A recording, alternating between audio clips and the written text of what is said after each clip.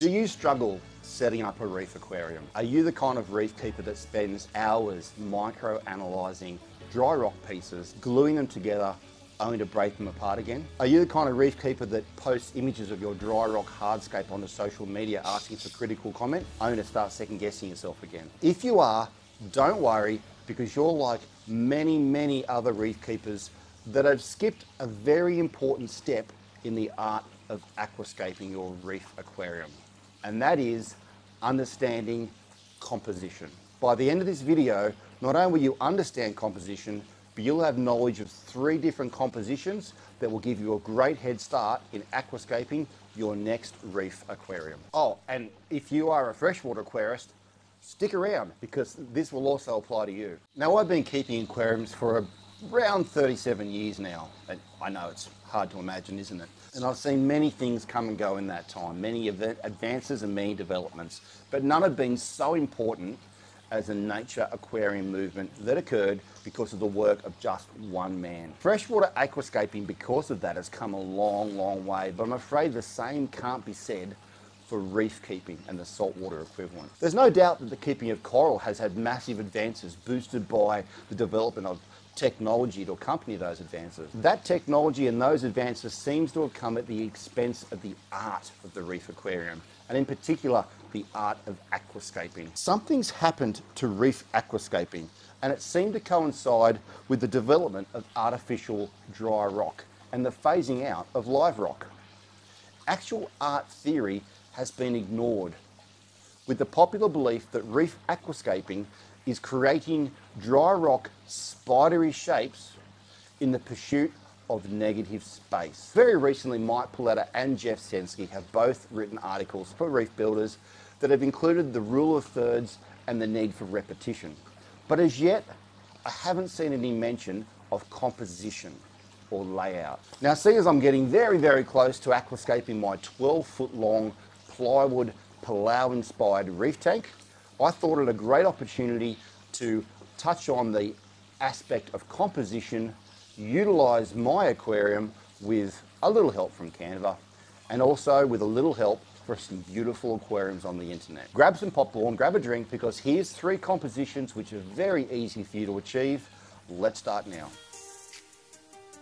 So the Convex composition layout is actually one of the easiest to replicate for hobbyists, as it borrows the aesthetic from reef bobbies from natural reefs. The rock hardscape and coral are centralised in the aquarium into an island form, surrounded by true negative space all around and across the top of the structure. Of importance is that the composition stays true to the rule of thirds, meaning that the focal point of the aquascape, the island, is actually positioned just offset to the centre of the actual aquarium. The negative space surrounding the island hardscape can take the form of sand or substrate, ground covers in the case of freshwater tanks, or spreading corals in the case of reef tanks.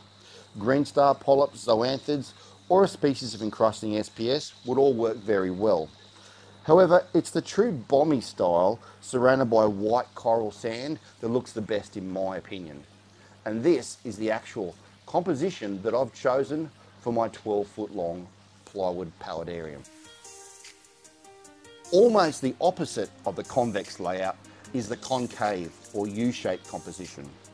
This is especially common and effective in freshwater aquascaping. It often features a sandy path or a glimpse of a frosted background between the body of the aquascape, which is pushed to the left and the right of the aquarium. But take note how the use of hardscaping on one side of the aquarium is more dominant than on the other.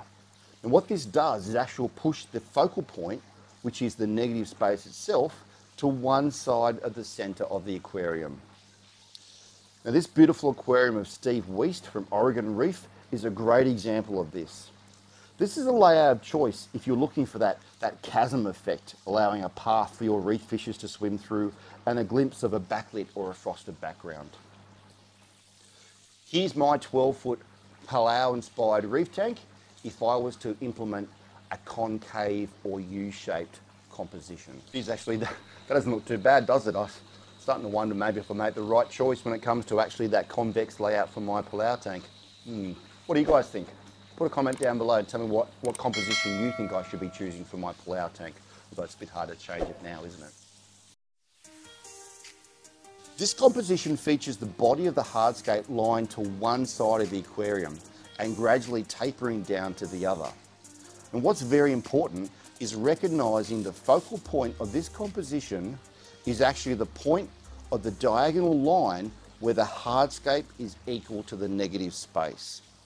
And this point should lie to either side of the center of the aquarium, meaning that the actual planted or coral component of the aquascape takes up either 2/3 or 1/3 of the aquarium, and the open space, which is the other, takes up the other third or 2/3 of the aquarium.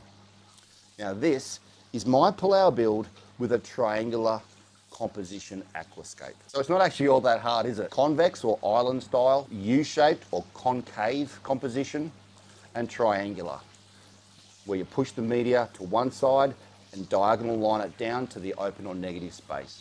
I guess the biggest take-home message would be in restraint, and that actually gives me an idea for another video. But on that method, on that idea, just remember, the coral are just like epiphytic plants in a freshwater aquarium. They grow into the open space. So make sure you do actually give enough open space, particularly in that U-shaped or concave composition, and don't actually have your rock work too close together. Don't fall into the trap of actually having two bommies side by side. A little bit of a competition for you guys. Leave me a comment down below after watching this video if you recognize the composition or layout that I've chosen when aquascaping my outdoor 12-foot Australian turtle and rainbow fish tank. The first person to comment correctly down below will actually win a Frenzy Fish Feeds prize. Bit of a sample, bit of a grab bag of all different products from Frenzy Fish Feeds. Give me a comment down below. Thank you very much for watching. I'm Adam the Australian Aquarist, and I shall see you next time.